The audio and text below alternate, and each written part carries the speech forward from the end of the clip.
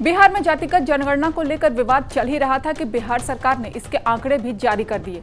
जनगणना के आंकड़ों को लेकर राजनीति फिर शुरू हो चुकी है और बढ़ती ही जा रही है। बीजेपी लगातार जनगणना को लेकर नीतीश सरकार पर हमला कर रही है और अब लोक जनशक्ति पार्टी रामविलास के नेता चिराग पासवान ने भी जातिगत जनगणना के आंकड़ों पर सवाल खड़े कर दिए हैं। चिराग पासवान का कहना है कि आंकड़ों में हेराफेरी की गई है। साथ ही चिराग पासवान ने आंकड़ों को खारिज करते हुए नए सिरे से जाति सर्वेक्षण कराने की मांग भी कर डाली है।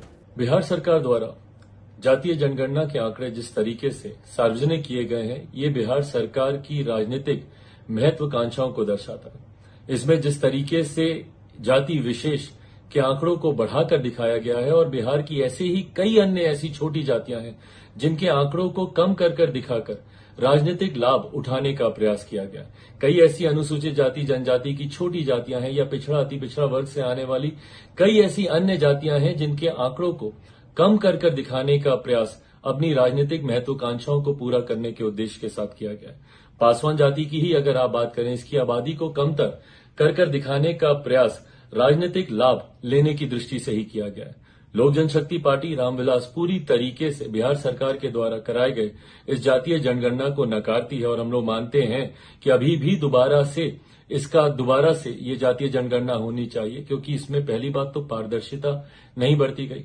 आज भी कई लोग ऐसे हैं जो संपर्क साध कर ये बताते हैं कि हम लोगों से पूछा ही नहीं गया, ना राजनीतिक कार्यकर्ताओं से पूछा गया, ना आम बिहारी से पूछा गया। तो ये दर्शाता है कि इसमें पारदर्शिता नहीं है और कहीं ना कहीं इसका उद्देश्य मौजूदा बिहार की महागठबंधन सरकार राजनीतिक लाभ की दृष्टि से करना चाहती है। ऐसे में हम लोग चाहते हैं कि पुनः जातीय जनगणना हो और पूरी पारदर्शिता के साथ हो। इस प्रोसेस की जानकारी सबको हो ताकि सही जानकारी आबादी से, हर जाति की आबादी से जुड़ी हुई सही जानकारी जनता के सामने आ सके। नमस्कार, आप देख रहे हैं TV9 और आपके साथ मैं हूं खुशबू झा।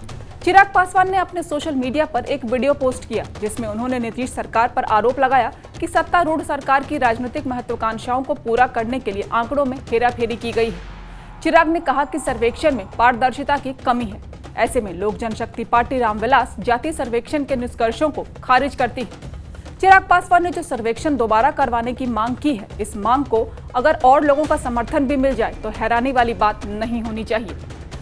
आपको बता दें कि बिहार की नीतीश कुमार सरकार ने हाल ही में जाति सर्वेक्षण के नतीजे जारी किए, जिसमें बताया गया कि ओबीसी और ईबीसी राज्य की कुल आबादी का 63% हिस्सा है।